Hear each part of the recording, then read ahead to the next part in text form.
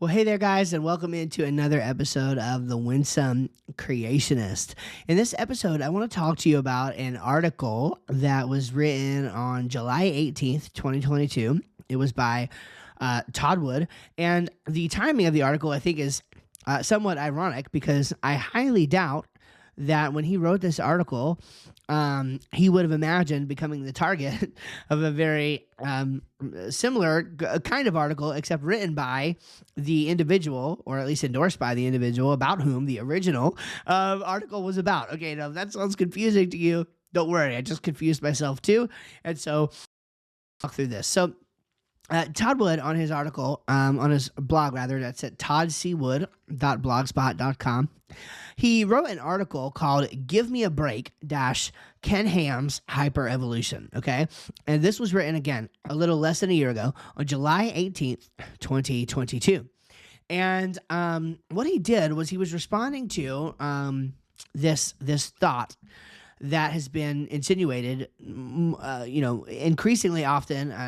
Joel Duff, who is a great guy, by the way, we just disagree with him a lot, is one who is probably the one who I heard this term from first. But there's this idea that creationists are actually hyper-evolutionists, okay, because of some of what they believe about, for example, rapid speciation when coming off of the ark.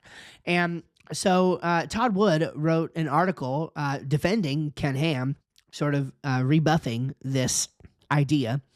And I just thought it would kind of be interesting to go through, especially given the fact that very transparently, Answers in Genesis has recently been sort of openly, I think attacking is a fair word to say, a huge sect of, if you will, of creationism that Todd would be included in, and calling them hyper-evolutionists. Okay, so and specifically using the term with them, young Earth evolutionists. Okay, so I thought it would be kind of interesting to look at how Todd Wood sort of defended against the idea, actually in defense of Ken Ham and in defense of the Creation Museum and the Ark Encounter and all of this, how Todd Wood actually articulated that defense when the tables were turned against Ken Ham, who, once again, their organization has decided to turn the tables and use this language against them. So I thought we'd see how Todd Wood actually defended this assertion when it was made to Ken and them. And that might be kind of interesting. So, go check out the article if you want to. I just want to talk through just, a couple of these things and see where we go. So he starts out with this idea that, and I'm going to be looking, if you're watching this on YouTube, I'm sorry, I'm going to be looking at my screen a little bit here. And actually, no, I don't really have a great way to screen share this. I'm so sorry, or else I would. I could use StreamYard, but the quality's just not as good, even though I pay for, really good quality, so not real sure what's up with that. Anyway, I just want to have the best quality for you here possible, so I might be looking over at my screen, and I do apologize for that. So he starts out by making the point that creationist history and creationist thought it's not really catching on. A lot of people seem to have different opinions of this, and he wrote an article about that called "Created Kinds Are Not New," which, again, you can go check out on his blog if you're interested in that. But there is this really, as he puts it, a gut level appeal to saying that Ken Ham is more evolutionist than the evolutionists, right? Like people resonate with that. If you can point to Ken Ham and you can be like, Ken Ham is more of an evolutionist than the evolutionists are, then that sounds really good to people. But it's just not true, and it's just not fair to say that about Ken Ham or about Todd Wood. Okay, so I'm in defense of the whole creationist enterprise here. As Todd Wood says, that this is a ludicrous example of a false equivalency.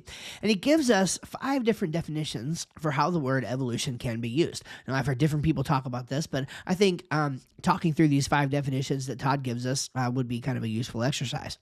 So he says evolution can refer to true microevolutionary fluctuations within a population, such as the changes in the beak shape observed by Peter and Rosemary Grant in the Galapagos Islands. Okay, so true fluctuations that are recorded in within certain populations, again, like the beak shape and size changes. Okay, in the Galapagos, which we call them Darwin's finches. We're talking about those finches there. Okay, Number 2, evolution can refer to the emergence of new species or the idea that very similar species are related to a common ancestor. This can be illustrated by the putative relationships of the species of Galapagos mockingbirds, which are all very similar to one another, yet still placed in different species. The reason we find them together in Galapagos is because there was once only one Galapagos mockingbird species that spread through the different islands. Number 3, evolution can refer to a more general sense to the development of life on this planet, as purportedly depicted in the fossil record. Number 4, evolution can refer to a very specific claim that all life on this planet is related to a common ancestral population, i.e., universal common ancestry. And then number 5, evolution can refer to particular examples of evolution, like horse evolution, whale evolution, the transition from dinosaurs to birds, or the transition of ape-like animals to human beings.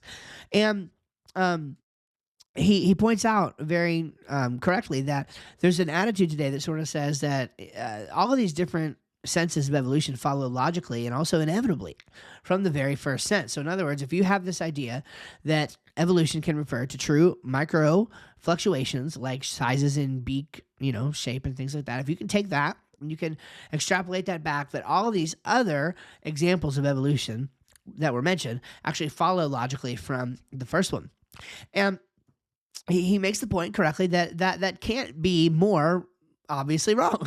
Like, it's just not true that fluctuations within a population, even if they can demonstrate clearly natural selection, like that cannot alone be used to extrapolate back and explain the origin of species. And of course, we know that's what Darwin got wrong. Okay, so regardless of the way that you approach this, and even if you think that all the evolution, all the evidence that's out there actually supports evolution or whatever, it's at least possible that microevolutionary fluctuations due to natural selection have little to do with the emergence of new species. And by the way, Dr. Mike Behe's book, Darwin Devolves, talks about this a lot. He says this: maybe speciation has more to do with particular types of variations that emerge along the lines of Goldsmith's macromutation model, and natural selection plays only a trivial role. That's really one of the main questions in the creation-evolution debate.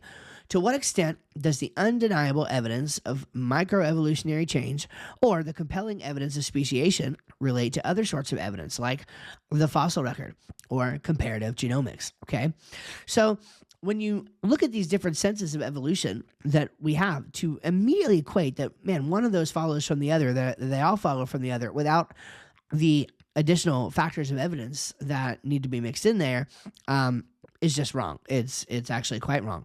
So when we think about those ideas, those different ways that evolutionary can, ideas can be used, when you're looking at somebody who takes the Bible to be the Word of God and they're a young age creationist, okay, then there are lots of biblical and theological considerations, Todd points out, that we would bring to bear on the sense of evolution 3 to 5 that we talked about, which again, number 3 being the idea of development of life on Earth more generally. Number 4 being the specific claim of universal common ancestry. And number 5 being specific examples of evolution that can be pointed to, like horse or whale evolution, okay? So when we're looking biblically, like that is going to have something to say about these senses of evolution. We're going to take a lot of a different approach to this than a strict evolutionist would, okay? He says this: issues such as a biblically derived sense of the antiquity of the earth and the relationship of animal death to creation definitely have relevance to these questions in the creationist mindset. And so for that reason, we just can't possibly have this idea that creationists are somehow evolutionists. And by the way, the point I want to make is that's true whether we're talking about Todd Wood defending Ken Ham or Ken Ham not defending Todd Wood and actually throwing Todd Wood under the bus. These same things are true today, okay? And so I had a commenter. I feel like I should address this. I had a commenter who it was G-Man, I think. He said, I really love what you're talking about. I love what you're doing. I think it makes a lot of sense, but I really wish you wouldn't be so hard on Ken Ham. And I much appreciated his point, and I hope he doesn't mind the call out here. I really just wanted to address that really quickly. I actually really like Ken Ham. I think Ken Ham He's a great guy. I admire his marketing ability. I admire his ability to build a business, to build a nonprofit. I think um, they are committed to a level of excellence at Answers in Genesis that is commendable and desirable in the creationist community. And I firmly stand with him on the authority of the Word of God. I love Ken Ham as a brother. I also admire him greatly as a creationist thought leader and as a business person. Okay, we love his attractions, right? We go to the Creation Museum, we go to the Ark Encounter. My kids have tons of fun there. We love it. It's one of our favorite little trips to make. Okay, so I have nothing but good things to say in that regard. Okay, but when stuff happens like this, okay, when not only the ministry of Answers in Genesis endorses a tirade against, I'm just going to say, against mostly creationists whose work the Creation Museum and the Ark Encounter depends upon, okay? Like when that kind of tirade happens and names are called and it's done in a context that is very, very unfair, and here I'm literally going through an article of someone who was defending Ken Ham. I'm going to call that out, and we're going to deal with that because I don't think being winsome should be limited to me or you. I think winsome should apply to Ken Ham. I think winsome should apply to every one of you reading and commenting in the comments on YouTube.